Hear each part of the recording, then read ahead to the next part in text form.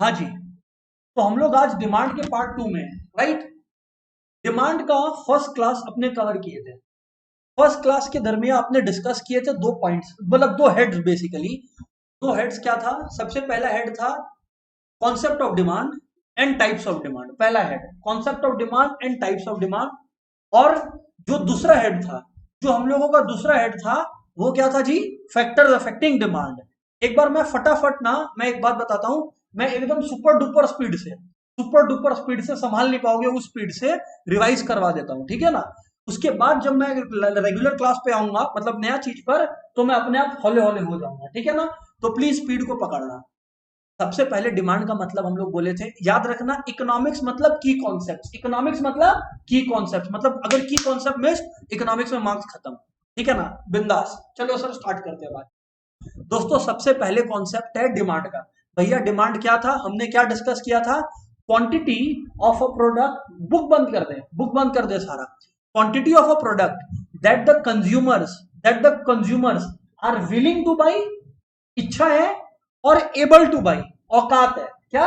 Willing to by मतलब इच्छा है, एबिलिटी टू बाई औकात है, eight a particular price at a particular point of time. ये हम लोग डिमांड का मतलब समझे थे, राइट। उसके बाद हमने डिस्कस किया था law of demand. Law of demand कौन दिया था? Alfred Marshall. कौन दिया था? Alfred Marshall. एल्फ्रेड मार्शल ने लॉ ऑफ डिमांड के बारे में क्या कहा था? लॉ ऑफ डिमांड के बारे में एल्फ्रेड मार्शल बोला कि भाई अगर एक प्रोडक्ट का प्राइस बढ़ता है तो क्वांटिटी डिमांडेड घटेगा, एंड प्राइस कम होता है तो क्वांटिटी डिमांडेड बढ़ेगा, अदर फैक्टर्स रिमेनिंग कांस्टेंट। मतलब बाकी दुनिया में जितनी भी चीजें हैं जो डिमांड को अफेक्ट कर सकती है, चाहे वो इनकम ऑफ द कंज्यूमर हो गया, या ब्ला ब्ला ब्ला ब्ला सो मेनी अदर थिंग्स हो गया, वो सब कुछ क्या हो गया? कांस्टेंट। कांस्टेंट बोले तो थम गया। बाकी और किसी चीज को अपन कंसिडर करने वाले नहीं है, other factors remaining constant. Fantastic sir. इसके बाद डिस्कशन को अपने आगे लेकर गए थे। अपने एक चीज देखे थे, मैं याद दिला दूं आप लोग को, याद है तो फैंटास्टिक, नहीं याद है तो देख लो यहाँ पर, कि भाई लॉ ऑफ डिमांड जो है उसके अंदर अपने देखे थे कि जो कर्व है, डिमांड कर्व जिसको बोलते हैं, द फेमस डिमांड कर्व, वो कैसा होता है? उसको बोलते हैं डाउनवर्ड स्लोपिंग या इनवर्स कर्व। ये रहा कुछ इस प्रकार का। ये ये रहा डाउनवर्ड स्लोपिंग कर्व। ये रहा डाउनवर्ड स्लोपिंग कर्व। सुन लेना, यहाँ प्राइस लिखता हूं, यहाँ क्वांटिटी लिखता हूं, ठीक है ना। एक बात जो मैंने आप लोग को नहीं बताया था लास्ट क्लास में, वो आज शेयर कर देते हैं, फिर we will come back to the revision. काफी किताबों के अंदर, और जो कि बिल्कुल सही है, मैं अभी आप लोग को यही करने बोलने वाला हूं, वो है डायग्राम ऐसा दिया हुआ है, प्राइस ये है, क्वांटिटी ये है, इसमें कोई टेंशन नहीं है, ये सब तो बिल्कुल सेम ही रहेगा, प्राइस और क्वांटिटी। बट काफी किताबों में क्या होता है, कर्व इस तरह का होता है। तो आप लोग कंफ्यूज हो जाते हो, यार कौन सा सही है कौन सा गलत। मैं बताऊं, दोनों सही है।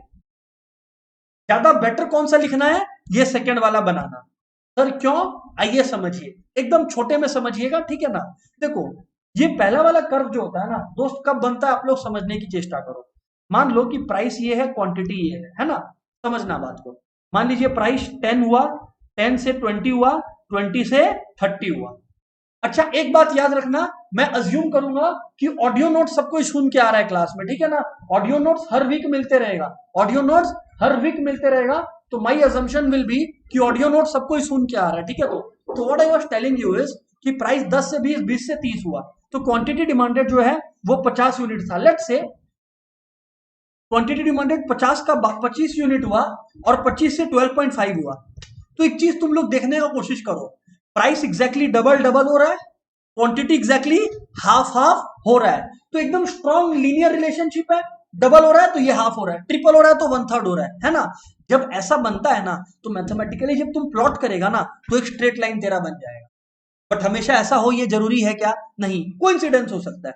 इन रियल लाइफ दुनिया में फिगर्स क्या होता है, रियल लाइफ में दुनिया में क्या होता है कि अगर मान ले कि कोई चीज का प्राइस 10 रुपीज है, तो क्वांटिटी डिमांडेड 100 यूनिट्स है। प्राइस अगर लेट से 15 रुपीज हुआ, तो क्वांटिटी डिमांडेड लेट से हो गया आपका 95 यूनिट्स, और 20 हुआ तो लेट से हो गया 87 यूनिट्स। कोई लिनियरिटी दिखा क्या यहाँ पे? नहीं, कुछ भी हो रहा है, कुछ भी हो रहा है। इसके लिए ये वाला कर है, तो दोनों डाउनवर्ड ही, बस फर्क ये था कि अगर स्ट्रॉन्ग लीनियर रिलेशनशिप है कि ये डबल हो रहा है तो ये आधा हो रहा है, अगर वैसा कुछ देखने मिलता है, अगर अगर अगर तो ग्राफ ऐसा बनता है, वरना ग्राफ ऐसा बनता है। बट आप लोग for the sake of easiness ये ध्यान रखे रखो, आपको यही वाला ग्राफ बनाना है, जो येलो वाला है ना, वही वाला ग्राफ के साथ आपको पूरा अपना दुनिया जिंदगी निकालना है। क्लियर है? आगे और नहीं भी क्लियर है तो कोई फर्क नहीं पड़ता, आगे बहुत रिपीटेशन है। अभी तो मैं रिवाइज करवा रहा हूँ लास्ट डे का फटाफट, इस वजह से मैं इसको और देरी तक नहीं एक्सप्लेन कर रहा, सुनते चलना। ये था कॉन्सेप्ट ऑफ डिमांड। फिर हम लोग उसके बाद आए थे दो तरीके का डिमांड को डिस्कस करने, एक इंडिविजुअल डिमांड और एक मार्केट डिमांड। इंडिविजुअल डिमांड में हम लोग एक कंज्यूमर का क्या, एक कंज्यूमर का डिमांड का बात करते हैं at a particular price at a particular point of time.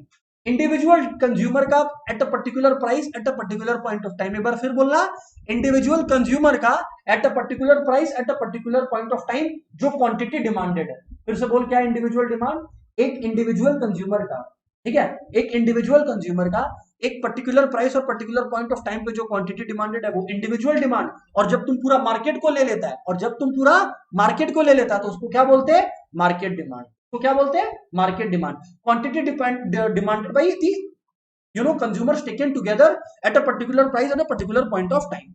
उसके बाद था ज्वाइंट डिमांड। ज्वाइंट डिमांड बोले तो कमोडिटीज जो हमेशा साथ साथ यूज होते हैं, जैसे कार पेट्रोल हो गया, है ना। ऑनलाइन एजुकेशन की दुनिया में मैं बोल सकता हूं कि आपका इंटरनेट कनेक्टिविटी एंड लैपटॉप या मोबाइल फोन हो गया, राइट, ज्वाइंट डिमांड। फिर डिराइव्ड डिमांड, जिसमें मैंने क्या बोला था, इनडायरेक्ट डिमांड। डिराइव्ड डिमांड बोले तो इनडायरेक्ट डिमांड। इनडायरेक्ट डिमांड बोले तो जैसे कि मान लो जो डायरेक्टली तेरे सपना में नहीं आता है, बट तेरा सपना को पूरा करने के लिए उस चीज का दरकार बहुत ज्यादा है, उस चीज का दरकार बहुत ज्यादा है। समझ में आया कि नहीं आया?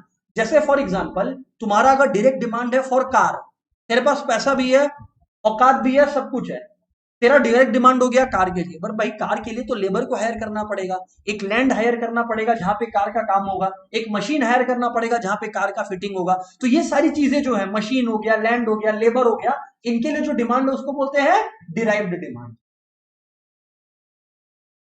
डिराइव्ड डिमांड, सर जी बात तो बिल्कुल सही है। तो ये हो गया डायरेक्ट डिमांड और derived demand. Moving on, moving on, moving on. ये था आपका composite demand. Demand for those goods which have multiple uses. Demand for those goods which have multiple uses. अरे एक मिल्क है यहाँ पर, बट आप सोचो ये मिल्क जो है, आप इसको बटर, घी, और भी curd and so many other चीजों में आप इस्तेमाल करते हो, cream as you call it. So therefore it's a composite demand, it's a composite demand. मसला क्लियर है, सब क्लियर है। फिर आपका दो था एक्सांटे और एक्सपोज डिमांड। एक्सांटे डिमांड, थोड़ा फास्ट जा रहा हूं, ठीक है ना, जब तक रिवीजन चल रहा है यही स्पीड रहेगा।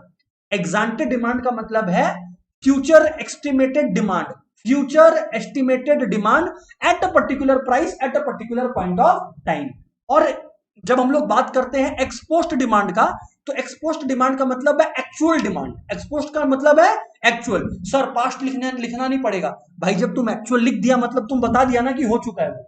एक्चुअल का मतलब है जो हो चुका है। So it is the actual demand eight a particular price at a particular point of time.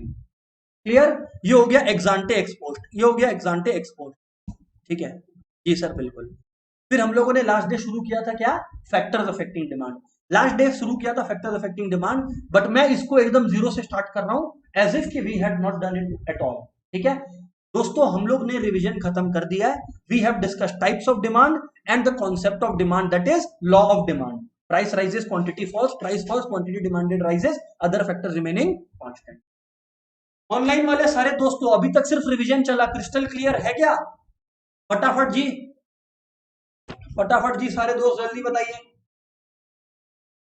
Alright Riddhima, Ankit, Mohit, fantastic. बाकी सारे दोस्त मत शर्माओ। चलो सही है ऋषि, बिल्कुल। वेदांश कोई क्वेश्चन है तेरा? नहीं है, श्योर। ओके फैंटास्टिक जीत, बढ़िया बढ़िया बढ़िया। चलो चलो इधर पे ध्यान दीजिएगा। अब हम लोग कर रहे हैं फैक्टर्स अफेक्टिंग डिमांड को डिस्कस। अब हम लोग कर रहे हैं फैक्टर्स अफेक्टिंग डिमांड को डिस्कस। अच्छा, we are discussing as if we are going to study each factor at once. Okay, please pay attention. Factors affecting demand का मतलब हर वो चीज जो डिमांड को इन्फ्लुएंस कर सकती है। जब मैं बोल रहा हूं डिमांड को इन्फ्लुएंस कर सकता है, इट कैन बी पॉजिटिवली और इट कैन बी नेगेटिवली। मतलब कि उसकी वजह से डिमांड बढ़ भी सकता है और उसकी वजह से डिमांड घट भी सकता है। और इसमें सबसे पहला पॉइंट जो मैंने आपको बताया था एंड आई विल रिपीट, वो है on price of the commodity. जरा ध्यान दीजिएगा, उसमें सबसे पहला पॉइंट क्या है जनाब? सबसे पहला पॉइंट है on price of the commodity. Own price of the commodity. जब आप लोग own price of the commodity explain करेंगे, प्लीज मेक श्योर दो तीन बातों का ध्यान रखिए। पहला, ये बात तो बताना ही है, ये मत बोलना कि सर हम बता देगा, ये तो तेरे को बताना ही पड़ेगा कि price rises, quantity demanded falls and vice versa. एक बात जो तेरे को बताना ही पड़ेगा वो है अदर फैक्टर्स रिमेनिंग कांस्टेंट। अरे सर आप तो इनडायरेक्टली लॉ ऑफ डिमांड ही लिखवा दिए यहाँ। हाँ, लॉ ऑफ डिमांड भी तो यही बोलता है कि when price of the commodity rises quantity demanded falls and vice versa, yes और नो? जी बिल्कुल। लेकिन हर ब्लडी फैक्टर के साथ आपको डायग्राम देना पड़ेगा, प्लीज रिमेंबर इट। अच्छा, अब आप देखो ये जो कर्व है हल्का सा मुड़ा हुआ है, हल्का सा मुड़ा हुआ दिखेगा आप लोगों को। देखो देखो देखो देखो देखो देखो देखो, ये एग्जाम में भी ना ऐसा ही कर्व बनाएंगे। इसका रीजन क्या है कि भाई एक स्ट्रेट फॉरवर्ड लीनियर रिलेशनशिप नहीं होता ना। आज आप लोग छोड़ो, सब कुछ छोड़ो, एक बेसिक मैथ्स का प्लॉटिंग हम लोग करके देखते हैं, ठीक है ना। मान लीजिए प्राइस है 10, 10 का 20, 20 का 30। प्राइस तो मैं बढ़ाते जा रहा हूं, क्वांटिटी मान लीजिए इधर पे 100 था, इस लेवल पे 80 हो गया, इस लेवल पे लेट से 56 हो गया, एक बार के लिए मान लो 56 हो गया, ठीक है। अगर आप लोग इसको प्लॉट करने गए, कॉमन सेंस लगाइए, कॉमन सेंस लगाइए, इस तरफ प्राइस होगा, इस तरफ क्वांटिटी होगा, ठीक है। 10, 20, 30 इनके बीच में गैप तो सेम रहेगा, क्योंकि 10, 20, 30 है तो गैप तो सेम रहेगा ना वाई एक्सिस पे। यहां 10 है, थोड़ा सा ऊपर में 20, थोड़ा सा ऊपर में 30। गैप क्यों सेम है सर? गैप इसलिए सेम है बिकॉज जो प्राइस है वो इक्वल अमाउंट से मैं बढ़ा रहा हूं, बट क्वांटिटी देखना मैं इक्वल अमाउंट से नहीं चेंज करूंगा। क्वांटिटी देखो, जब जब प्राइस 10 है तो क्वांटिटी डिमांडेड कितना है? 100 है। दोनों का मुलाकात कहां हो रहा है? यहां पर हो रहा है। जब प्राइस 20 है तो क्वांटिटी कितना है? 80 है। तो 100 से 80 के बीच का गैप ये ले लो, ये 80 है तो ये यहां पर मुलाकात हो रहा है। लेकिन जब 30 है तो धाक से 56 पे गिरा। 56 को हम 50 कर देता तुमको और क्लियरली दिखे इसलिए। तो 50 है तो गैप ज्यादा होगा, 80 और 100 के बीच में जितना गैप था उससे ज्यादा 50 और 80 के बीच में गैप होगा, तो इसका मतलब यहां होगा। अब तुम इसको ज्वाइन कर ले, कभी भी स्ट्रेट लाइन बन सकता है क्या? बता दे मेरे को, बन सकता है? नहीं, तुम ज्वाइन करके देख ले। हो गया? समझ में आ गया? इसका मतलब इसीलिए कभी भी ठक करके ये डाउनवर्ड स्लोप दिखाने का नहीं होता है। और इस रिलेशनशिप को हम लोग क्या बोलते हैं? Inverse relationship. क्या बोलते हैं? Inverse relationship. प्राइस बढ़ेगा तो क्वांटिटी घटेगा, एंड अदर मतलब and opposite is also true.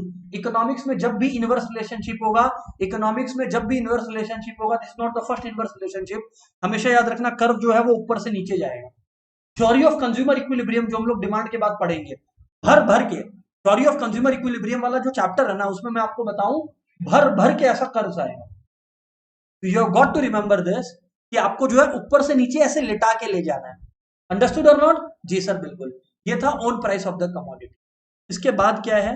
इसके बाद देखो, अभी पहला फैक्टर था जिसको हमने पढ़ा था, वो था own price of the commodity.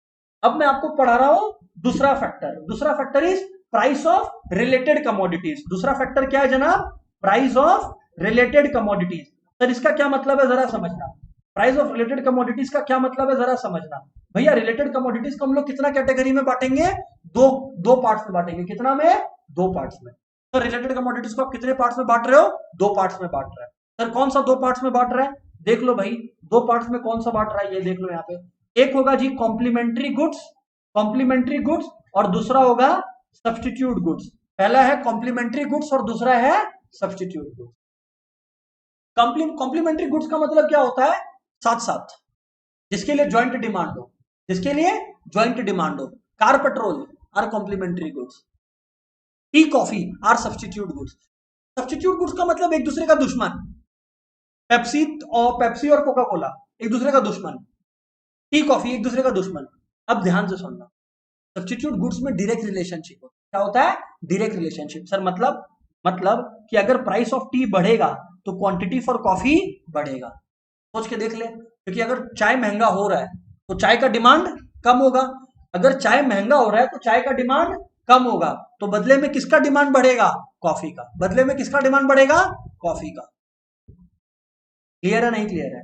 Sir बिल्कुल सही है। फिर से एक बार बोलो, अगर चाय का प्राइस बढ़ रहा है तो कॉफी का डिमांड बढ़ेगा। This is called direct relationship. Economics में कभी भी डायरेक्ट रिलेशनशिप होगा तो कर्व नीचे से ऊपर भागेगा। नीचे से ऊपर मतलब समझ गया ये। अगर हम लोग बात अब करें कॉम्प्लीमेंट्री गुड्स का, कॉम्प्लीमेंट्री गुड्स में क्या होता है जी? एक का प्राइस बढ़ेगा तो दूसरे का डिमांड नीचे जो नीचे भागेगा। एक का प्राइस बढ़ेगा तो दूसरे का डिमांड जो है वो नीचे भागेगा। मतलब प्राइस ऑफ कार अगर बढ़ रहा है तो भाई लोग गाड़ी खरीदना कम कर देगा, अगर गाड़ी खरीदना कम कर देगा तो पेट्रोल का डिमांड भी गिरेगा। ऐसा तो होगा नहीं कि घर पे गाड़ी नहीं है लेकिन किसी दिन मूड बन गया तो निकल गया पेट्रोल को सूंघने, ये तो करेगा नहीं ना भाई, कोई सेंस ही नहीं बनता इस बात पे। ये लॉजिक है यहाँ पे कि अगर प्राइस ऑफ कार बढ़ रहा है तो क्वांटिटी डिमांडेड फॉर पेट्रोल जो है वो घट, प्राइस ऑफ कार अगर बढ़ रहा है तो क्वांटिटी डिमांडेड फॉर पेट्रोल घटेगा। इनवर्स रिलेशनशिप है। अच्छा एक चीज ध्यान से सुनना, अगर प्राइस ऑफ कार बढ़ रहा है तो क्वांटिटी फॉर कार घट रहा है, वो वाला ये वाला केस है on price of the commodity. खुद का प्राइस और खुद का क्वांटिटी, वो हो गया पहला फैक्टर। किसी और का प्राइस और मेरा क्वांटिटी, वो हो गया रिलेटेड कमोडिटी वाला पॉइंट। तो दोनों अलग अलग है, एक मत कीजिएगा, दोनों अलग अलग बात है। रिलेटेड कमोडिटीज में फिर से बोलता हूं मैं, कितने टाइप का बात किया? दो, एक कॉम्प्लीमेंट्री और एक सब्स्टिट्यूट। सब्स्टिट्यूट बाबू 90 डिग्री 180 डिग्री नहीं चल रहा है कि सप्लीमेंट्री बोल रहे हो। कॉम्प्लीमेंट्री और सब्स्टिट्यूट। कॉम्प्लीमेंट्री का मतलब है जो डायरेक्टली जाएगा, सब्स्टिट्यूट का मतलब है जो एक दूसरे से भिड़ जाएगा। कॉम्प्लीमेंट्री में क्या होता है, एक का प्राइस बढ़ेगा तो दूसरे का डिमांड गिरेगा, और सब्स्टिट्यूट में क्या होता है, एक का प्राइस बढ़ेगा तो दूसरे का डिमांड बढ़ेगा। Direct relationship. सर मसला क्लियर है। अब अपने तीसरा पॉइंट पे आ रहे हैं। अच्छा तीसरा पॉइंट पे है, उससे पहले ऑनलाइन दोस्तों अगर किसी को भी कोई कंसर्न है, कोई बात करना है, कोई क्वेरी है तो वो पूछ लो अभी। सर कल आप होली खेले कि नहीं, वो सब सवाल नहीं पूछना है, पूछना है इधर से रिलेटेड मटेरियल का सवाल। अगर कोई क्वेश्चन है तो फटाफट ऑनलाइन वाले जल्दी रिप्लाई करो यार फटाफट। क्लियर है तो वैसा क्लियरेंस दो। हम लोग अभी तक दो फैक्टर अफेक्टिंग डिमांड पढ़े हैं। प्राइस ऑफ ओन कमोडिटी, हम लोग अभी तक कितना फैक्टर पढ़ा है? दो, प्राइस ऑफ ओन कमोडिटी और price of related commodity. Sir एक बार समराइज कर देते तो दिल को अच्छा लगता।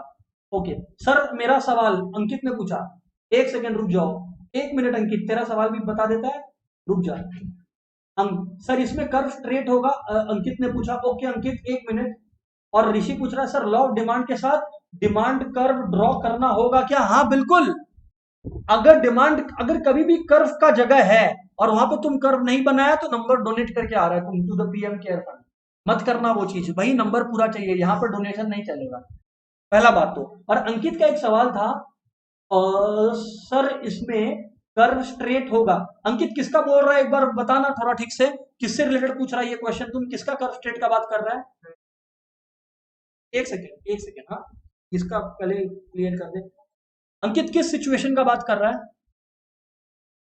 Price of related commodities. नहीं तो अंकित तुम देखना यहां पर तेरे पास तो ग्राफ है, ये रहा। अंकित देख तेरे को सीधा सीधा ये बताना है कि अगर सब्स्टिट्यूट है तो तेरे को ये ग्राफ बनाना है, और अगर कॉम्प्लीमेंट्री है तो तेरे को ये ग्राफ बनाना है।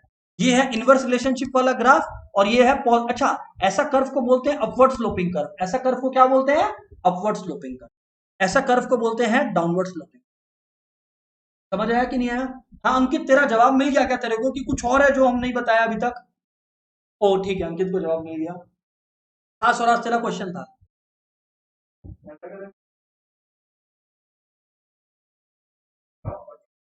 नहीं तो तुम ऐसे बना ना, खाली कर्व बना, कर्व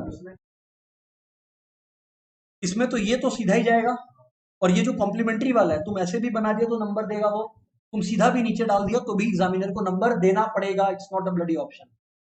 क्लियर है? कहीं पर भी अगर कोई स्ट्रिंजेंट रूल होता तो हम अपने आप ही रोक दिया होता, बट हाँ जनरली प्रेफर्ड क्या होता है स्कूल लेवल पे? कर्व बना। हाँ रचित नहीं, अपवर्ड में कर्व नहीं बनाना है, हो सकता है बिल्कुल ये रहा, लेकिन अपवर्ड में जनरली जो है स्कूल का गाइडेंस है कि भैया सीधा ऊपर डालो। स्कूल का गाइडेंस और बोर्ड का गाइडेंस जिंदाबाद, ठीक है ना?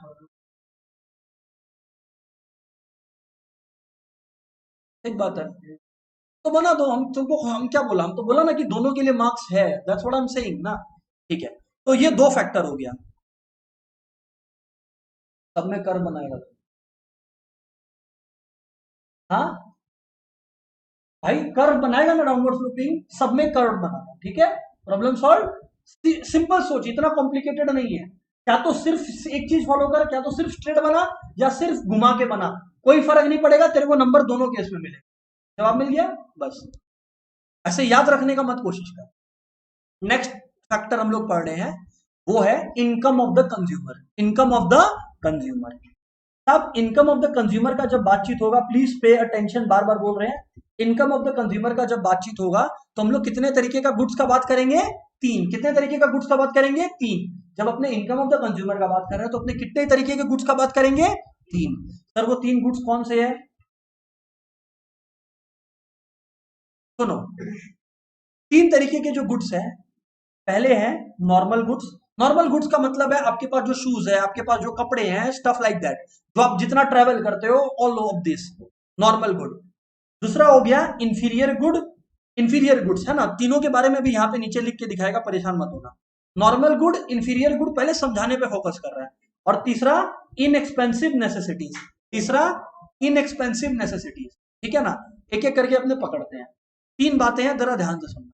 पहला है नॉर्मल गुड्स, दूसरा है इंफीरियर गुड्स, और तीसरा है इनएक्सपेंसिव नेसेसिटी। एक एक करके समझना यार। अगर किसी इंडिविजुअल का इनकम बढ़ जाएगा, किसी पर्सन का इनकम बढ़ जाएगा, तो वो जो ट्रेवल करेगा वो ज्यादा करेगा कि कम? ज्यादा करेगा।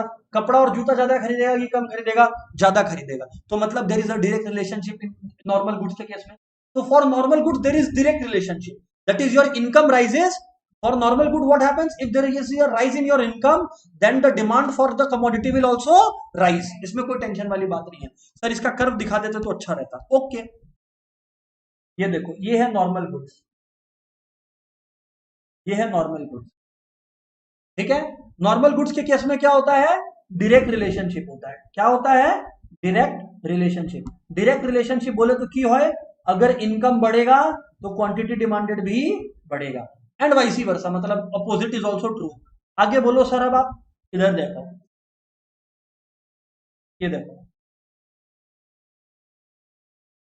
इसमें भाई देख, डायरेक्ट रिलेशनशिप है ना, जबरदस्ती का बेसिक बुद्धि मत लगाइए। राज क्या करने का है? क्या करने का है? सीधा ऊपर लाइन बना दे बस। डायरेक्ट रिलेशनशिप है क्या करने का? ऊपर सीधा लाइन बनाने का, स्ट्रेट लाइन, खत्म। क्लियर नहीं क्लियर? हाँ, नॉर्मल गुड्स का एग्जांपल बोल दो सर। एग्जांपल लिख के आना एग्जाम में, तुम जूता कपड़ा ये सब लिख के आ। नॉर्मल गुड्स, परफेक्ट जी, बिल्कुल। नेक्स्ट हम लोग बात कर रहे हैं इंफीरियर गुड्स का। अब भाई इंफीरियर गुड्स के अंदर क्या होता है, जरा सोचने की कोशिश कर। परफेक्ट। अब जैसे मान लो, जैसे मान लो कि हम जो है, जैसे हम जो है, अगर मान लो पहले पहाड़ी चावल खाता था। चावल का अलग अलग वैरायटी होता है। एक होता है पहाड़ी चावल जो एकदम लो ग्रेड क्वालिटी का होता है। पहाड़ी चावल से ऊपर फिर तुलसी भोग, उसके ऊपर गोविंद भोग, उसके ऊपर बासमती, फिर बासमती का डिफरेंट ग्रेड्स होता है। ठीक है ना, मान लो हम तुलसी भोग चावल पहले खाता था, फिर मेरा इनकम बढ़ा। तो जब मेरा तुलसी इनकम बढ़ा तो हम अभी भी क्या तुलसी भोग चावल खाएगा? नहीं, हम तो अपना लाइफस्टाइल को अपग्रेड करेगा। हम अपना लाइफस्टाइल को अपग्रेड करेगा। तो यानी कि जब हम अपना लाइफस्टाइल को अपग्रेड कर रहे हैं तो इंफीरियर गुड्स का डिमांड जो है वो कम हो रहा है। मतलब when you shift to better, then your demand for the inferior reduces. मतलब इंफीरियर गुड्स में क्या होता है, सिंपल में बात करो तो इनकम बढ़ता है तो इंफीरियर गुड्स का कंजम्पशन घटता है। इनकम बढ़ेगा तो इंफीरियर गुड्स का कंजम्पशन क्या होगा? घटेगा। So what kind of relationship do you see? Inverse relationship. सीधी सी बात है। क्या रिलेशन है वेदांश? इनवर्स। बोल बोल बोल। इनवर्स रिलेशनशिप, बिल्कुल सही। यानी कि इंफीरियर गुड्स में लिख देता हूं और उसके बाद अगर कोई नहीं समझा होगा तो आई विल रिपीट। ठीक है ना, डोंट वरी। अच्छा, तो इंफीरियर गुड्स में सर एग्जांपल क्या देंगे कि let's say an individual was consuming low quality rice, when the income rises they shift to a better quality product and hence the demand for the inferior quality product reduces। तो यानी कि inferior goods के case में क्या होगा, आप लोग देखिए, there is something called inverse relationship। there is something called inverse relationship। यहां पर ये बनाया और जो डिमांड कर्व है वो सीधा नीचे। लेकिन बुद्धि लगाना, बुद्धि लगाना, एक जगह तुम गलती करेगा, और वो क्या कि भाई याद रखना, यहां पर जब तुम प्लॉट कर रहे हो तो प्राइस वर्सेस क्वांटिटी है क्या? नहीं, इनकम वर्सेस क्वांटिटी है। तो यहां पर इनकम लिखना भूलना मत, समझा? अगर एक्सिस का नाम नहीं लिख रहा है कि वो एक्सिस क्या रिप्रेजेंट कर रहा है तो गया तेरा नंबर।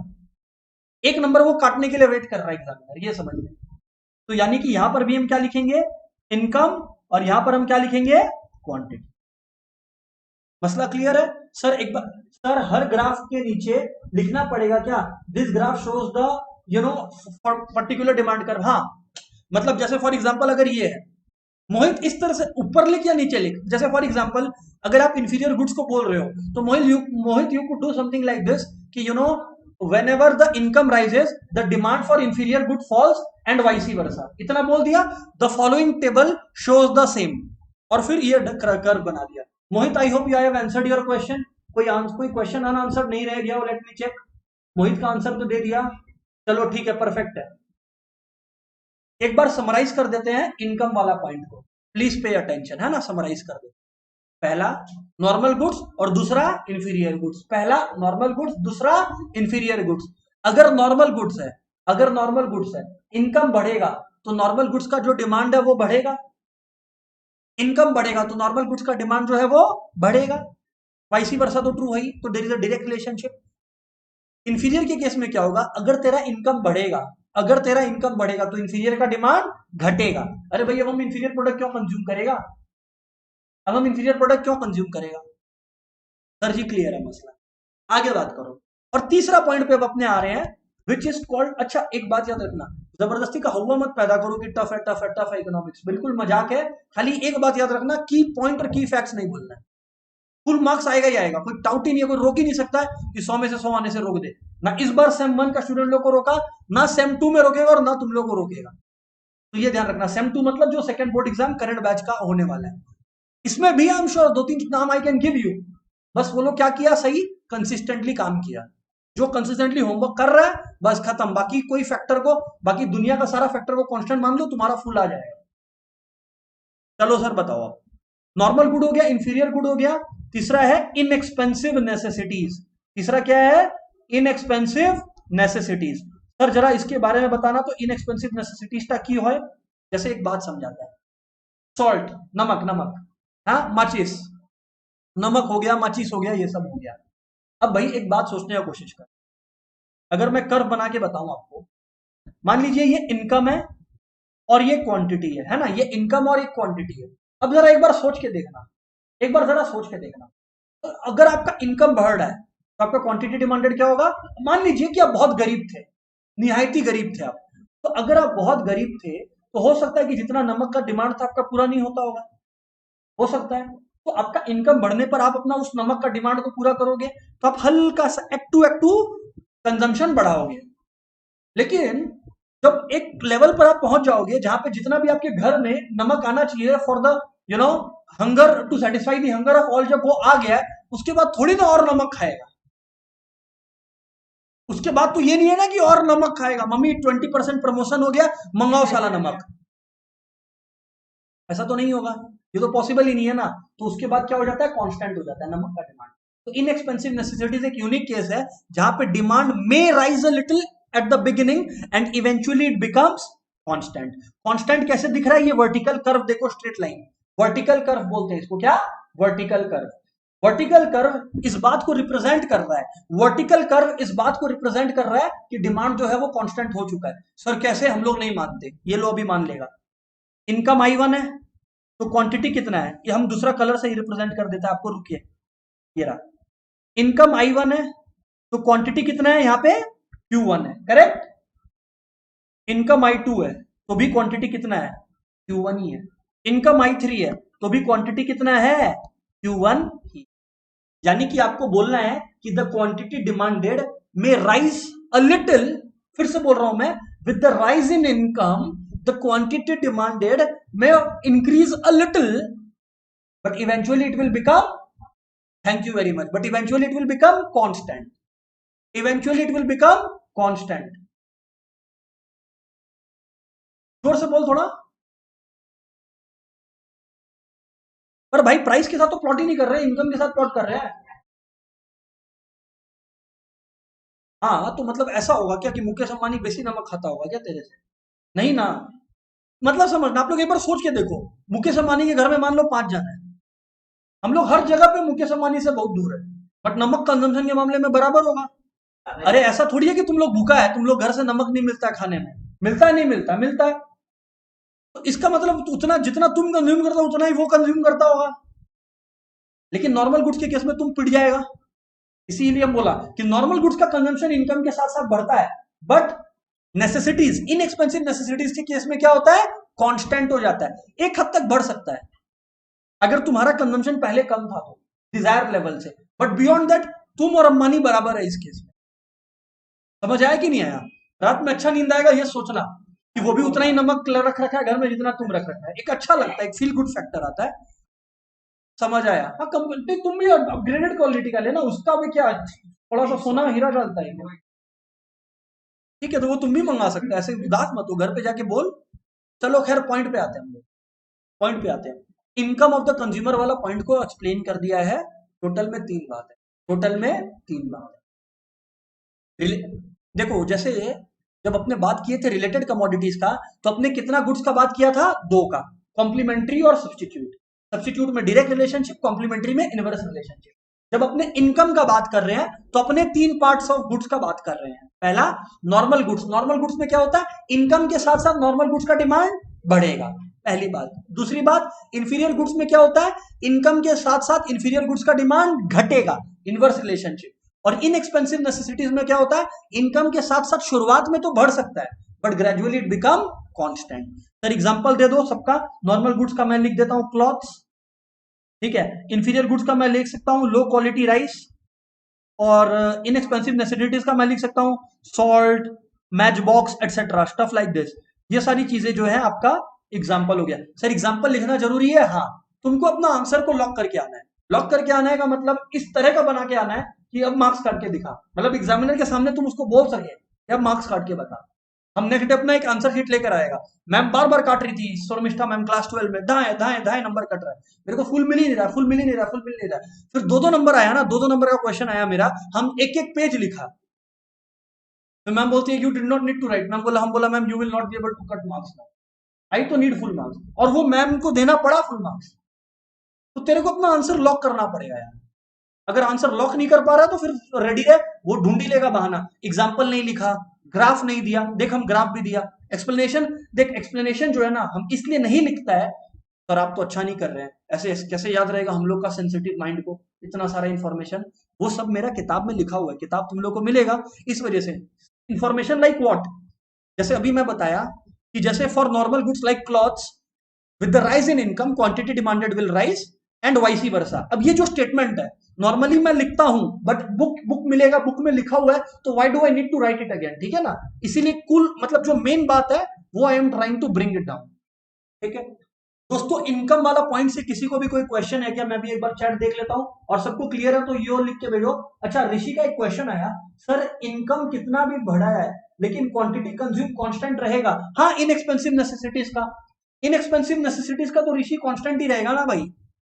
तेरा इनकम ज्यादा बढ़ गया, एक लेवल के बाद पार कर दिया तो यार मम्मी अब मेरा इनकम बहुत बढ़ गया, अब तो नमक एक्स्ट्रा खाना ही पड़ेगा, वो समय आ गया, ऐसा थोड़ी होगा। तब भी तो तुम कांस्टेंट ही नमक खाएगा ना। तो that is the point, normal goods में बढ़ेगा और इंफीरियर गुड्स में घटेगा। Rishi I hope I have address the question यार। और बाकी सारे दोस्त कंफर्म करो, इनकम ऑफ द कंज्यूमर का पॉइंट क्लियर है ना? ओके अंकित, ऋषि, बाकी सारे दोस्त फटाफट कंफर्म करो यार, so I can move. Okay Riddhima, fantastic, बाकी सारे दोस्त ओके। मोहित, हाँ बोल भाई।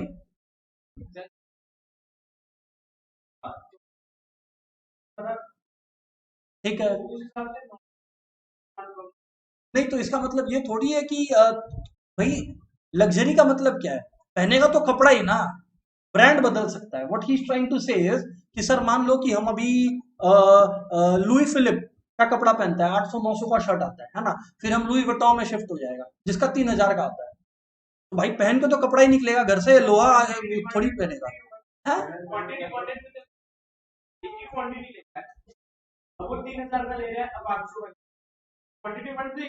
लेकिन वो नॉर्मल गुड ही हो गया ना। अगर तुम कपड़ा जो है, तुम कैटेगरी देख, कपड़ा ब्रांड लग्जरी नहीं है, कपड़ा।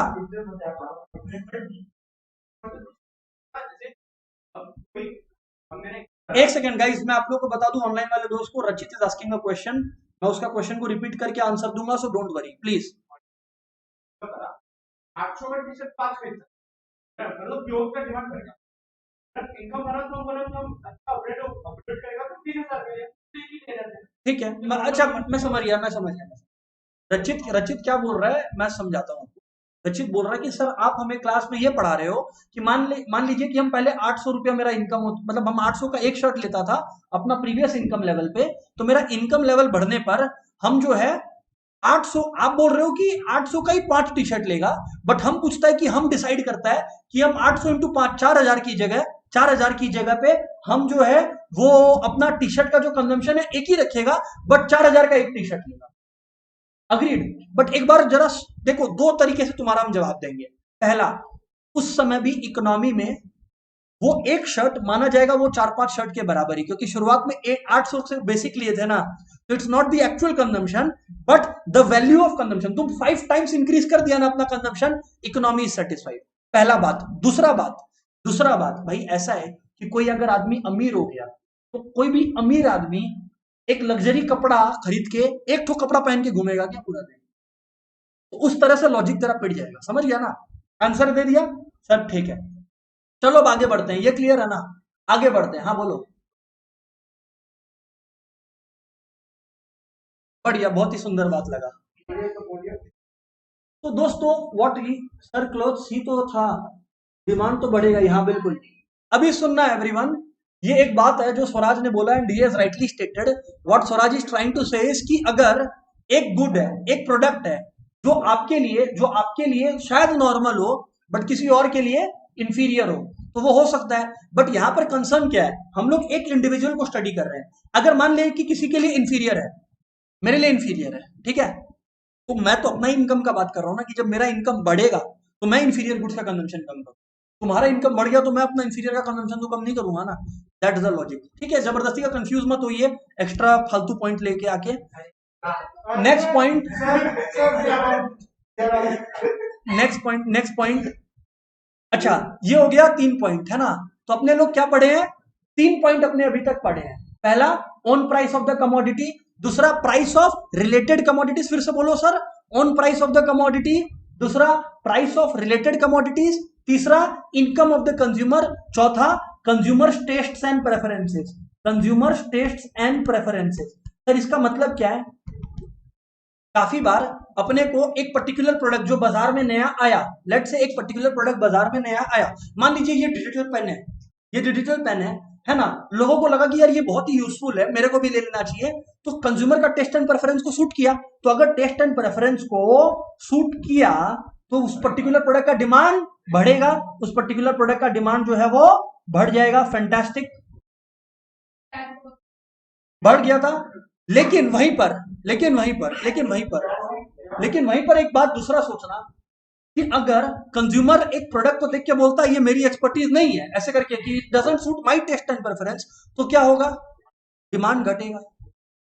डिमांड घटेगा उस पर्टिकुलर प्रोडक्ट का। This is what I am trying to say, कि अगर आपका टेस्ट के विरुद्ध जा रहा है ना, ये मेरी एक्सपर्टीज नहीं है टाइप्स आप आदमी हो गए हो आप, तो फिर उस पर्टिकुलर प्रोडक्ट का डिमांड क्या हो जाएगा? गिरेगा। ये हो गया 4th point, test and preferences. एक 5th पॉइंट भी है जो यहीं पे चिपका दे रहे हैं, वो है सीजनल डिमांड, वो है सीजनल फैक्टर्स। अरे भाई एक सीधा सा बात है ना, अगर विंटर आएगा तो फॉर वुलन क्लोथ्स या जैकेट्स एंड स्वेटर्स का डिमांड बढ़ जाएगा, एंड समर में उन्हीं चीजों का डिमांड जो है वो कम हो जाएगा। तो 5 फैक्टर्स अफेक्टिंग डिमांड अपने मेन पढ़ लिए हैं। चौथा और पांचवा के बारे में मैंने ग्राफ नहीं ड्रॉ किया, इतना कुछ नहीं बनाया, क्योंकि आपको एग्जाम में भी बनाने का दरकार नहीं है, ठीक है? एक बार सर पांचों फैक्टर को फटाफट समराइज करवाओ, उसके बाद हम लोग नेक्स्ट हेडिंग में शिफ्ट होंगे। ये वाला हेडिंग तो खत्म हो गया। ये जो 5 हेडिंग है ना, इसमें मैं आपको बता दूं बोर्ड एग्जाम्स में 7 से 8 बार क्वेश्चन आ गया इन 5 से ही, सिर्फ इन 5 से जो मैंने बताया क्लास के अंदर 7 से 8 बार बोर्ड एग्जाम्स में पास पेपर में। जब आप लोग ये सीख रहे हो तो आप लोग समझ लेना बोर्ड्स का लास्ट का 8 पेपर सॉल्व हो गया। सुनते चलना बात को, रिपीट कर रहे हैं। 5 फैक्टर्स अपने बात किए, पहले एक बार इन दोनों को रिपीट कर देता हूं, ठीक है? Taste and preferences 4th one. Taste and preferences ये बोलता है कि भाई अगर कोई प्रोडक्ट का टेस्ट आपको अच्छा लगा, यू लाइक दैट प्रोडक्ट, तो उस पर्टिकुलर प्रोडक्ट का डिमांड क्या होगा? बढ़ेगा। और अगर प्रोडक्ट खराब लगने लग गया तो उस पर्टिकुलर प्रोडक्ट का डिमांड क्या होगा जनाब? घटेगा। Full stop. नहीं, अब क्या तो पसंद आएगा या नहीं आएगा? अगर पसंद आया तो बढ़ेगा, खराब लगा तो घटेगा। सीधी सी बात है, सीधी सी बात है। मूविंग ऑन, नेक्स्ट है सीजनल फैक्टर्स। भैया कुछ सीजन में कुछ प्रोडक्ट का डिमांड बढ़ जाता है, कुछ में कम हो जाता है। जैसे आप लोग देखोगे वुलन क्लोथ्स में आपका जैकेट्स, स्वेटर्स, इन चीज का डिमांड बढ़ गया था, एंड अभी समर्स में आपका जो है डिमांड इन सब चीज का कम हो जाएगा, एंड फॉर कॉटन क्लॉथ्स, हल्का कपड़ा, लाइट कपड़ा, आपका जो डिमांड है वो बढ़ जाएगा। अग्रीड है? तो यानी कि सर नंबर 4 का एग्जाम्पल क्या होगा? टेस्ट एंड प्रेफरेंसेस का। अच्छा, एक मिनट, एक मिनट सर, नंबर 4 का एग्जाम्पल क्या होगा? Riddhima is asking. Riddhima, consumer taste and preferences का आप ये बोल सकते हो एक एग्जाम्पल। सॉरी, बिल्कुल। अब जैसे एकदम सिंपल सा एग्जांपल लिया रचित ने, स्वराज भी एक एग्जांपल लेगा, फिर रिद्धिमा मैं आंसर दे रहा हूं।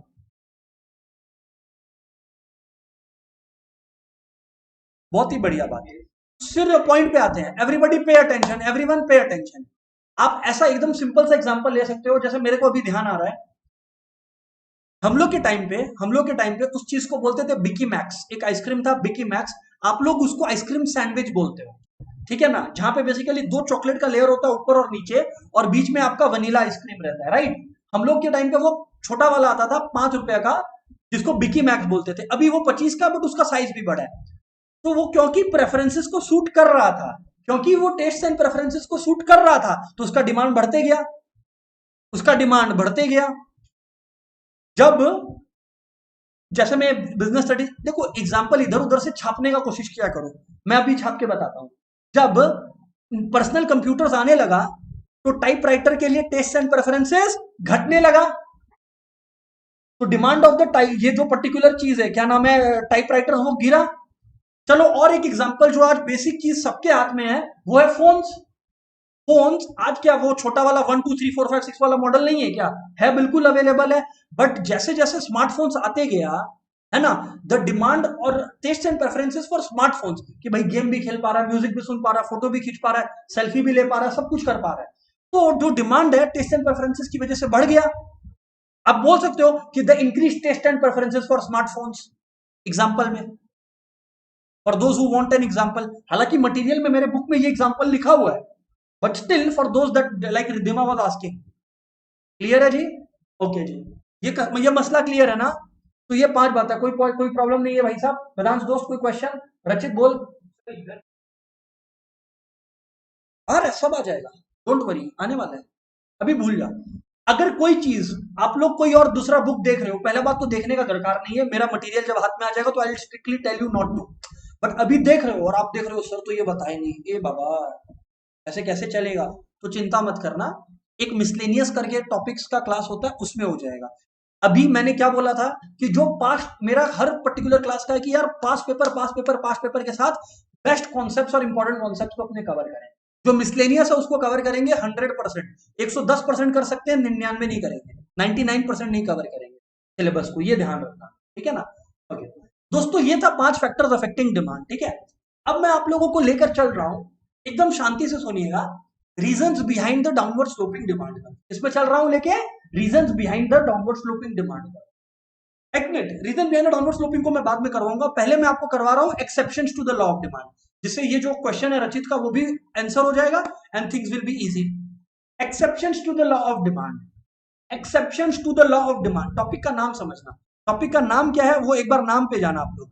टॉपिक का जो नाम है वो है exceptions to the law of demand. Exceptions to the law of demand में पहले लॉ ऑफ डिमांड रिवाइज कर लेते हैं। भाई लॉ ऑफ डिमांड क्या बोलता है कि अगर एक प्रोडक्ट का प्राइस बढ़ेगा तो क्वांटिटी डिमांडेड घटेगा, एंड अगर एक प्रोडक्ट का प्राइस घटेगा तो क्वांटिटी डिमांडेड बढ़ेगा, अदर फैक्टर्स रिमेनिंग कांस्टेंट। ये बात है बिल्कुल सर। एक मिनट देख लेते हैं कोई क्वेश्चन आया क्या सर। सारा, एक मिनट, अंकित का एक है सर, सारा फैक्टर्स अफेक्टिंग डिमांड में other factors affecting demand constant लिखना होगा। डेफिनेटली, बहुत ही बेहतर बात बोला अंकित, कि जब भी एक फैक्टर को डिस्क्राइब कर रहा है तो लास्ट में ऐड कर देना अदर फैक्टर रिमेनिंग कांस्टेंट। अंकित सही बोल रहे हो दोस्त, एकदम सही बोल रहा है अंकित, ठीक है जी। चलो सर आगे बढ़ो, कंटिन्यू करो बात। तो what I was telling you is, let's continue. Exceptions to the law of demand. Law of demand क्या बोल रहा है चिल्ला चिल्ला के कि भाई अगर एक कमोडिटी का, समझना, लॉ ऑफ डिमांड क्या बोलता है कि आज एक कमोडिटी का जब प्राइस बढ़ेगा, एक कमोडिटी का प्राइस बढ़ेगा तो क्वांटिटी डिमांडेड घटेगा एंड वाइसी वर्सा। बट अब हम लोग उस दुनिया में आ गए हैं जहां पे अगर एक कमोडिटी का प्राइस बढ़ेगा तो क्वांटिटी बढ़ेगा, और इस चीज को ऑब्जर्व करने वाला सबसे पहला आदमी था रॉबर्ट गिफन। क्या नाम था? Robert Giffen. Robert Giffen, Robert Giffen क्या बोला? रॉबर्ट गिफन का ऑब्जर्वेशन सुन लीजिए, पूरा एक्सप्लेनेशन दे देंगे, सुनते रहना। भाई रॉबर्ट गिफन बोला कि अगर एक प्रोडक्ट का प्राइस बढ़ेगा, अगर एक प्रोडक्ट का प्राइस बढ़ेगा कुछ प्रोडक्ट्स के केस में, तो क्वांटिटी डिमांडेड भी बढ़ता है, तो क्वांटिटी डिमांडेड भी बढ़ता है। क्या बोला रॉबर्ट गिफन?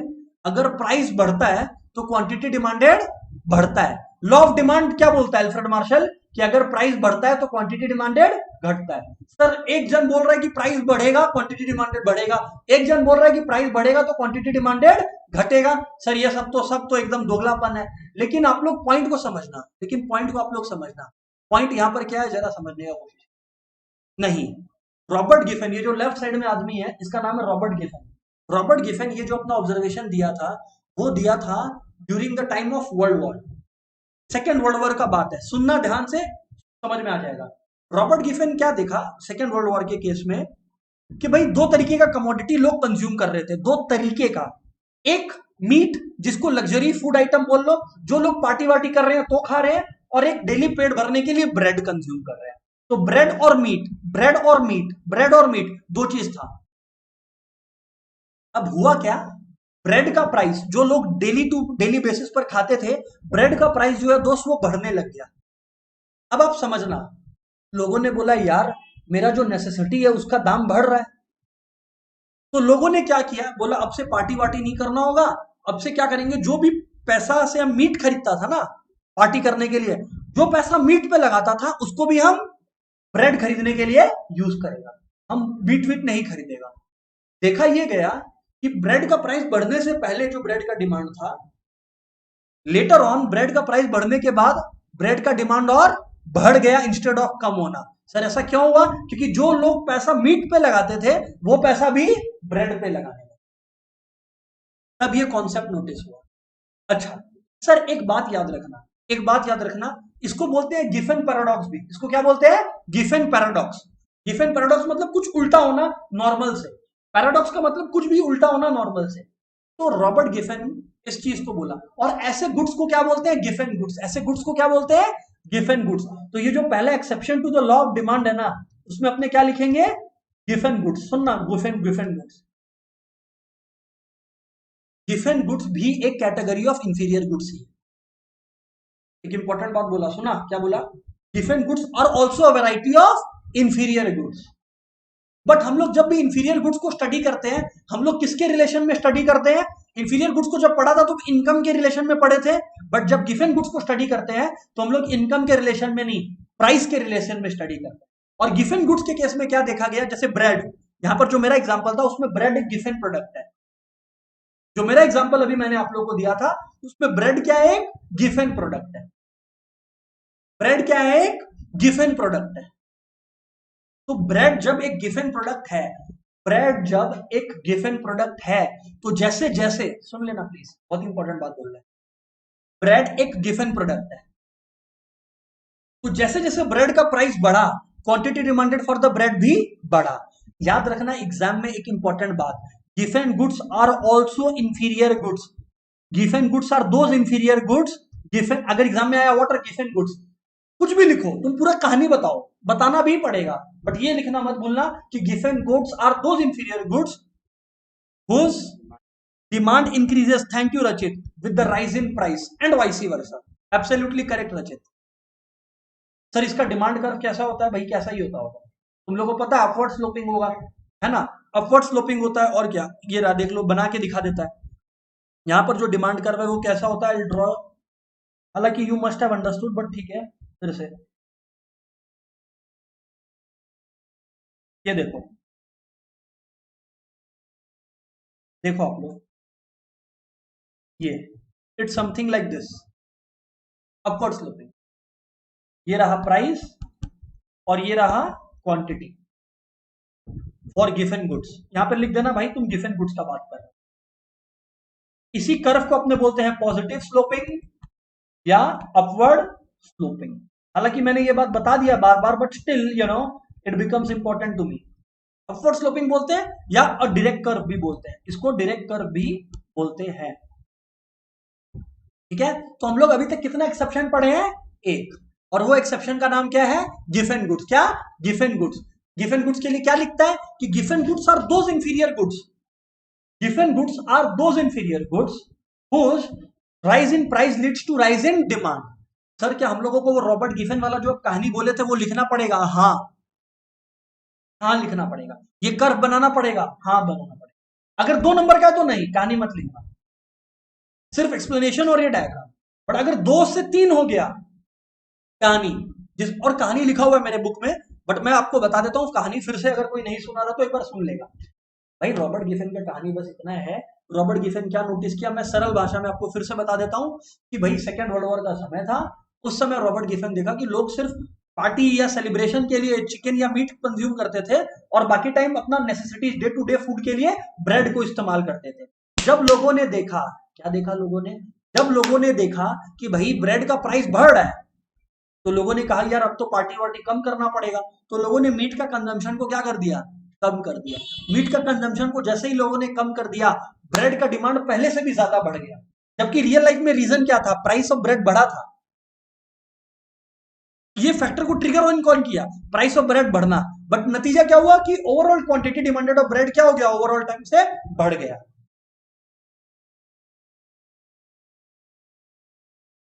क्लियर है? गिवन गुड्स। दोस्तों अब मैं नेक्स्ट 3 बातें जो बताने वाला हूं, स्टूडेंट लोग वहां पे कंफ्यूज होते हैं। स्टूडेंट लोग को छोड़ो, जो आप लोग का बुक राइटर लोग है वो लोग भी ठीक से कंफ्यूज, ठीक से क्लियर नहीं है उस बारे में, कंफ्यूज्ड है। That's why I am teaching you एकदम सेपरेटली, एक एक करके सुनना। Second exception to the law of demand, पहला था गिवन गुड्स। दूसरा एक्सेप्शन है डेमोन्स्ट्रेशन, डेमोन्स्ट्रेशन बोलना गलत है। सेकंड जो फैक्टर है वो आप लोग समझ लो बैंड वैगन इफेक्ट। क्या है? Band wagon effect. Band wagon word use किया हूं तो बैंड वैगन वर्ड ही तुम यूज करोगे, सुन लेना। बैंड वैगन इफेक्ट क्या बोलता है? बाजा बजाना। सर बाजा बजाने का मतलब क्या है? कि एक जन, बाजा बजाने का मतलब क्या है? कि एक जन एक प्रोडक्ट को कंज्यूम किया, 2 जन एक प्रोडक्ट को कंज्यूम किया, 3 जन एक प्रोडक्ट को कंज्यूम किया, सब कोई प्रोड्यूस, सब कोई कंज्यूम कर रहा है। एक प्रोडक्ट आपका एक फ्रेंड लिया, दूसरा फ्रेंड लिया, तीसरा फ्रेंड लिया, चौथा फ्रेंड लिया, तो आप लोग क्या बोलोगे? तो हम भी मंगा लेंगे, यही तो निकलेगा, है ना? जी बिल्कुल, यही आपका band wagon effect. Band wagon effect का यही है कि एक शूज जिसका प्राइस 2000 से 3000 हुआ, जिसका प्राइस 2000 से 3000 हुआ, आपका बाकी दोस्त लोग लिया, क्योंकि आपका बाकी दोस्त लोग लिया तो आप भी लिए, मतलब हायर प्राइस हो रहा है, प्राइस जो है वो बढ़ रहा है, लेकिन क्योंकि सब ले रहा है तो मेरे को भी मांगता है। That's bandwagon effect. Since देखो ना लिखा हुआ है just do it everyone else did, क्योंकि सब किया तो हम भी करेगा। I mean we also need that product. Everyone purchased, everyone purchased, so we also purchase at higher price, at higher price. फिर आप ये नहीं देख रहे हो कि प्राइस बढ़ गया है, फिर आप ये नहीं देख रहे हो कि प्राइस बढ़ गया है, आप ये देख रहे हो कि भाई जब सब परचेज किया तो हम भी मंगा लेंगे। समझ आया कि नहीं आया? सर बात तो बिल्कुल क्लियर है, सर बात तो बिल्कुल क्लियर है। ये हो गया band wagon effect. Band wagon effect, ये 2 एक्सेप्शन हो गया, पहला गिवन गुड्स, दूसरा band wagon effect. Band wagon effect में क्या हो रहा है? हायर प्राइस पे भी आप खरीदने को रेडी हो, क्यों? क्योंकि बाकी सब खरीद रहा है ना। मसला क्लियर है? अभी तीसरा पॉइंट मैं आपको बता रहा हूं। तीसरा पॉइंट है स्नॉब इफेक्ट। क्या? Snob effect. स्नॉब इफेक्ट को स्नॉब अपील भी बोलते हैं। स्नॉब इफेक्ट क्या बोलता है? बैंड वैगन इफेक्ट का ठीक उल्टा है। एक बात समझना, बैंड वैगन इफेक्ट और स्नॉब इफेक्ट दोनों exception to the law of demand है, बट फिर भी दोनों एक दूसरे का उल्टा है। कैसे? जरा समझने की कोशिश करना। स्नॉब इफेक्ट में क्या होता है? बैंड वैगन इफेक्ट में आप प्रोडक्ट क्यों परचेज कर रहे थे? क्योंकि एक प्रोडक्ट सबके पास है तो आपके पास भी होना चाहिए। स्नॉब इफेक्ट में आप प्रोडक्ट इसलिए परचेज करते हो क्योंकि वो किसी और के पास नहीं है। आपको खुशी मिलता है, देख देख तेरे पास नहीं है, देख देख गरीब, देख, ऐसे करके आप बोल सको सबको, मतलब डायरेक्टली नहीं इनडायरेक्टली। वो my dear friends snob appeal है, वो my dear friends snob appeal है। स्नॉब अपील का मतलब है जहां पे एक प्रोडक्ट को आप हायर प्राइस पे इसलिए कंज्यूम करते हो क्योंकि किसी और के पास वो प्रोडक्ट मौजूद नहीं है। ज्वेलरी, डायमंड, गोल्ड, ये सब का प्राइस बढ़ रहा है। जब ये सब का प्राइस बढ़ रहा है तो आप ऐसे बप्पीदा जैसा और खरीद रहे हो।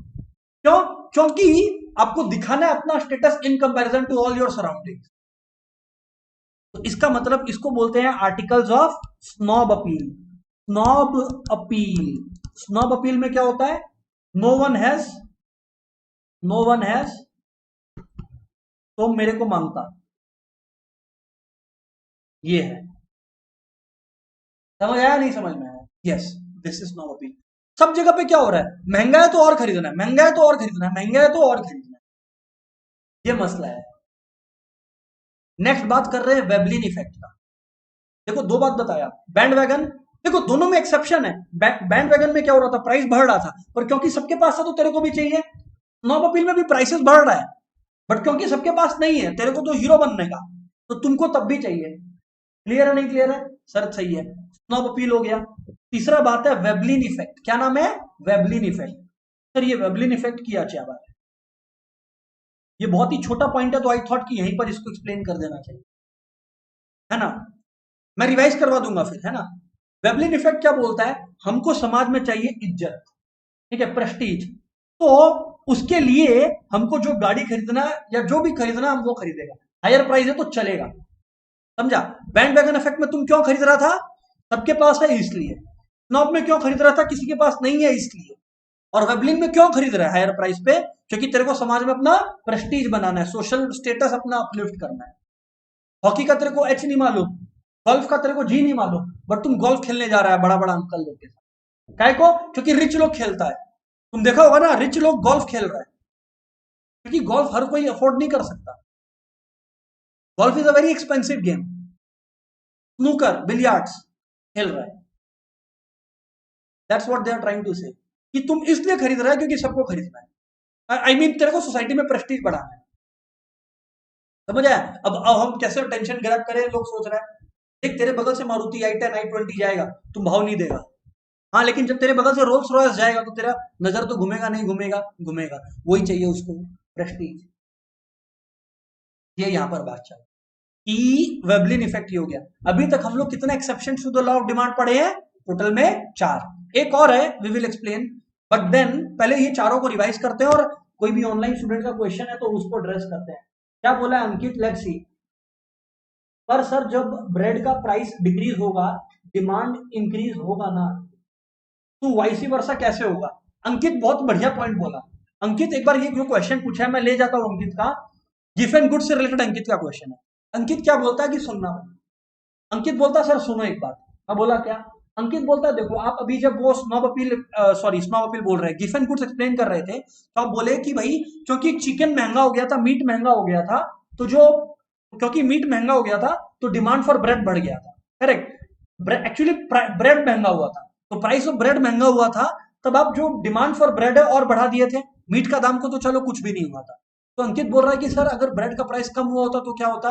अंकित सोचने का कोशिश कर, तब लोग ब्रेड उतना ही खरीदता, बट जो एक्स्ट्रा पोर्शन ऑफ इनकम बचता ना, उससे वापस क्या खरीदने चला जाता? मीट खरीदने चला जाता। समझा अंकित? वो तो लोगों में डर बैठ गया ना ब्रेड का प्राइस बढ़ने की वजह से, कि भाई साहब ये क्या होगा। तो अंकित वो लोगों ने क्या किया, मीट का जो पैसा बचा ना उसको भी ब्रेड में डालना शुरू किया। Ankit I hope I have answered your question दोस्त। अगर वापस से ब्रेड का प्राइस कम होगा तो लोग वापस आ जाएंगे, मंगाओ चिकन, मंगाओ मीट। समझ आया नहीं आया? बहुत ही ब्रिलियंट क्वेश्चन पूछा। चलो, हाँ बोलो। देखो एक चीज समझना, वेबलिन इफेक्ट, मैं एक बार चारों पॉइंट्स को रिवाइज करवाता हूं, ठीक है ना? पहला था Giffen goods. Giffen goods एक इंफीरियर गुड है। गिफ एंड गुड्स क्या है? इंफीरियर गुड है, जिसका प्राइस बढ़ने के साथ साथ डिमांड बढ़ता है। Full stop. आगे बढ़ो। ये बात तो क्रिस्टल क्लियर है ना साहब? हाँ साहब ये बात क्रिस्टल क्लियर है। उसके बाद क्या था? ये तो क्लियर है। उसके बाद था बैंड वैगन इफेक्ट। एक प्रोडक्ट सबके पास है, तो भाई सबके पास है तो मेरे को भी चाहिए, तो हायर प्राइस पे भी हम लेने को रेडी है। Band wagon effect. Cricket match चल रहा है, आपके फ्रेंड्स लोग लेट्स से टिकट बुक कर लिए 2-2 हजार में, अब वो लोग जा रहे हैं, आपको भी जाना है। आप स्टेडियम गए, स्टेडियम में वो टिकट 4 हजार का बिक रहा है, तब भी आप खरीदोगे क्योंकि सबके पास है। ये हो गया ये हो गया band wagon effect. Snob effect में यार आपको चाहिए क्या? आपको ये इंश्योर करना है, एक सुपीरियोरिटी कॉम्प्लेक्स वाला प्रॉब्लम है स्नॉब अपील, कि हमको ये दिखना है कि लोगों के पास ये नहीं है। यहां पे सुपीरियोरिटी कॉम्प्लेक्स वाला चक्कर है, कोई के पास नहीं है तो मेरे को तो चाहिए ही चाहिए, बहुत थिन लाइन है, तो हायर प्राइस पे आप और खरीदते हो। और वेबलिन इफेक्ट, यार हमको प्रेस्टीज चाहिए, मेरे को सुपीरियोरिटी कॉम्प्लेक्स नहीं है, बट अब हम जहां पे आ गया मेरे को प्रेस्टीज चाहिए, तो I change my preferences accordingly. Line of difference बड़ा थिन है, बट तीनों exception to the law of demand है। एक last exception to the law of demand है, उसके बाद ये वाला टॉपिक भी खत्म हो जाएगा, वो है एक्सपेक्टेशंस ऑफ कंज्यूमर्स। वो है एक्सपेक्टेशंस ऑफ कंज्यूमर्स। सर कैसे, जरा समझाना। ये बात आप लोग कोविड के टाइम पे या हाल फिलहाल में कभी ना कभी तो हाँ, मोहित सही बोला, बैंड वैगन हो गया या स्नॉब अपील हो गया या वेबलिन हो गया, ये सब जनरली लग्जरी गुड्स पे होता है। गिफन देखो, देखो क्या इंटरेस्टिंग बात है कि अभी तक 4 exception to the law of demand पड़े हैं। पहला क्या था, गिफन गुड्स, जो कि इंफीरियर नेचर का है, उसको छोड़ के चाहे बैंड वैगन हो गया, चाहे स्नॉब हो गया, चाहे वेबलिन हो गया, तीनों कहीं ना कहीं लग्जरी नेचर का है। फैंटास्टिक, ठीक है। एक last point, expectation of consumer. Expectation of consumers में क्या है भाई साहब, हाँ, आप लोग ये डेफिनेटली कोविड के टाइम पे देखे होंगे, ए सुना दुकान बंद होने वाला है, या सुन प्राइस बढ़ने वाला है, सुन प्राइस बढ़ने वाला है, जा जा जा जाके खरीद ले, जा जा जाके खरीद ले अभी। हाँ, स्टॉक मार्केट में भी ये हो सकता है, बट स्टॉक मार्केट में तो खैर ये पर्पस ये करने का, but in normal world we are saying, हाँ रशिया यूक्रेन का लड़ाई हो रहा है, घर पे आप लोग के बात हो रहा है, अरे तेल तेल महंगा हो जाएगा, तेल खरीद ले। कितना तेल खरीद लेगा, 2 टन 3 टन खरीद लेगा क्या, है ना। That's what I am saying.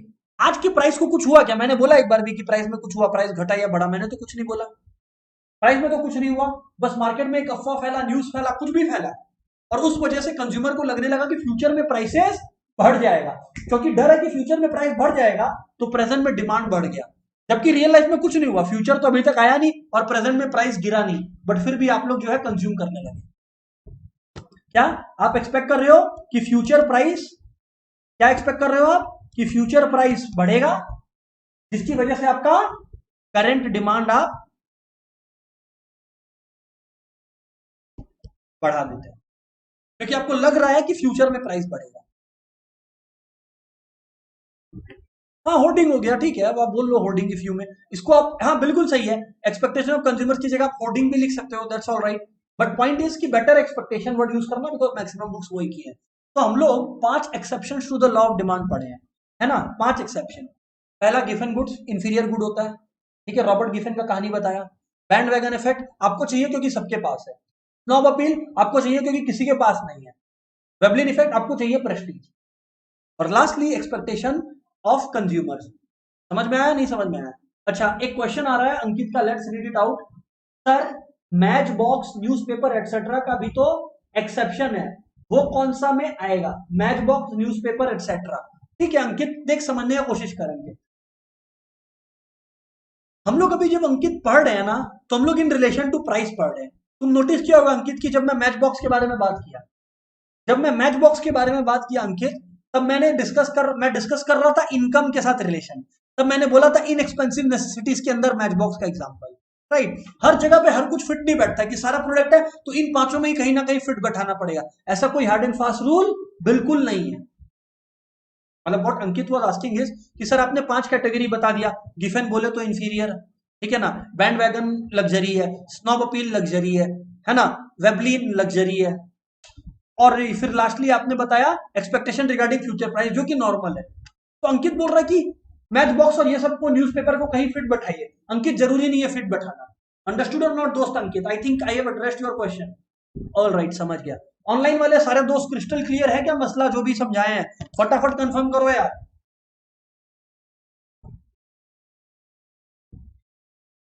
All right Rishi, all right Mohit, fantastic. बाकी सारे दोस्त, अंकित का रिस्पॉन्स आ चुका है। ऑल राइट रिद्धिमा, फैंटास्टिक, बढ़िया। तो दोस्तों दोस्तों इतना मसला अगर क्लियर है, मैं आप लोगों को सबको 2 क्वेश्चन एज अ होमवर्क दे रहा हूं। Please make sure everybody is writing it down. Number 1, describe the factors affecting demand with suitable graphs wherever necessary. Describe the factors affecting demand with suitable graphs wherever necessary. Describe the factors affecting demand with suitable graphs. Okay,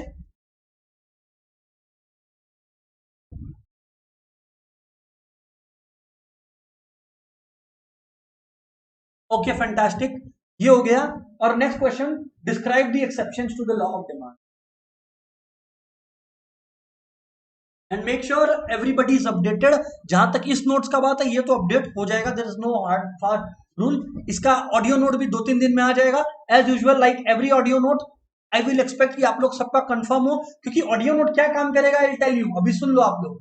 होगा ये ना कि जब आप एक chapter revise करने बैठे हो, बोर्ड एग्जाम आने वाला है ना, तो होता क्या है कि आप एक चैप्टर को 1.5 घंटे तक रिवाइज कर रहे हो. You don't know the right revision technique. कुछ लोग को पता होगा, जबकि एक एक पूरा क्लास कर लो, रिवीजन है, समझने के बाद 3 से 5 मिनट में रिवाइज हो सकता है. तो वो ऑडियो नोट्स का सीरीज को बनाओ as if you are making a playlist of a song. Demand class 1 इसका 2-3 दिन में जब आएगा, हमेशा मिड वीक में डालूंगा जिससे रिवाइज हो जाए. अभी तो कल परसों तक फ्रेश रहेगा, इसीलिए मिड वीक में मैं डालूंगा. डिमांड क्लास 2 रिवाइज हो जाएगा एंड अकॉर्डिंगली पूरा साल आपको मेंटेन करना है इस चीज को. और हर चैप्टर के बाद बाय डिफॉल्ट याद रखना टेस्ट होने वाला है. तो डोंट आस्क कि टेस्ट होगा कि नहीं होगा. यस, बाय डिफॉल्ट है कि टेस्ट होगा, but test will not be on a Saturday. Saturday for class, second class economics का होगा, जिसको अपने टेस्ट के लिए, जिसको अपने प्रैक्टिस, जैसे हम लोग इलास्टिसिटी ऑफ डिमांड में जाएंगे तब हम लोग सम्स प्रैक्टिस करेंगे, तो हम लोग वीक में एक सेकंड क्लास स्टार्ट कर देंगे. एक होगा प्रैक्टिस प्रैक्टिस प्रैक्टिस प्रैक्टिस, काम over, back to one class. मतलब this is the way we will attack. ठीक है ना. That's it for the day दोस्तों. Good bye everyone.